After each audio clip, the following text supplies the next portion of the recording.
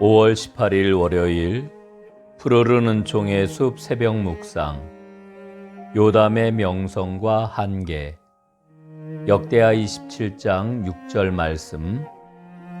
요담이 그의 하나님 여호와 앞에서 바른 길을 걸었으므로 점점 강하여졌더라. 역대기는 요담의 생애를 이야기하면서 여호와 보시기에 정직히 행하였다라고 말합니다.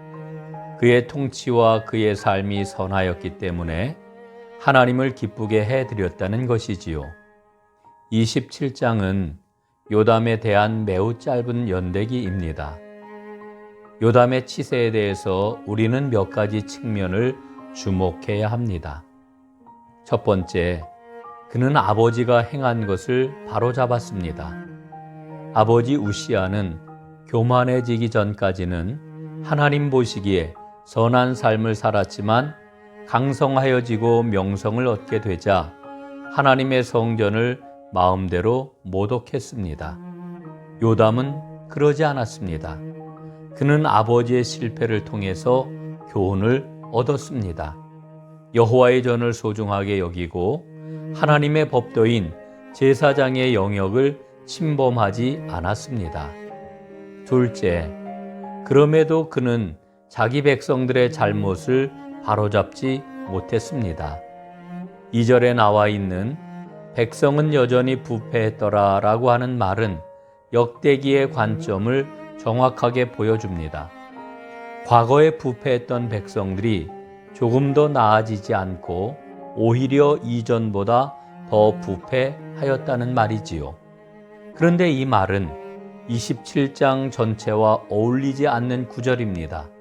왜냐하면 27장의 핵심 구절인 6절은 요담 왕이 하나님 앞에서 인정을 받고 점점 강하여졌다라고 말하고 있기 때문입니다. 여기에서 우리는 세 번째 측면을 생각해 보아야 합니다.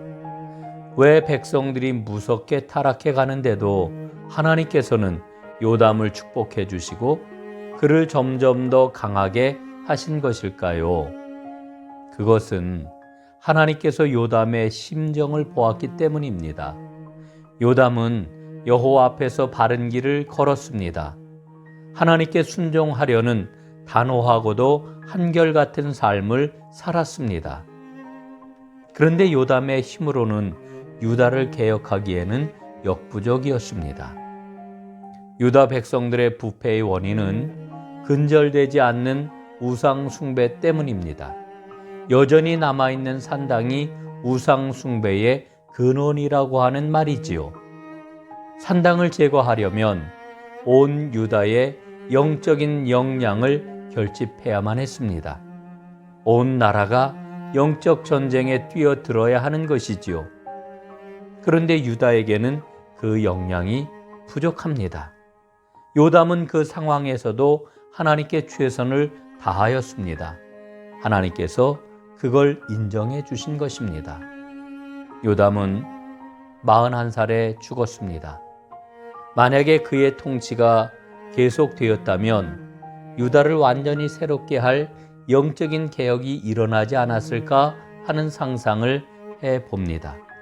하지만 역대기는 요담의 생애가 명예롭게 끝난 게 하나님의 은총이라고 하는 것을 상기시켜 줍니다.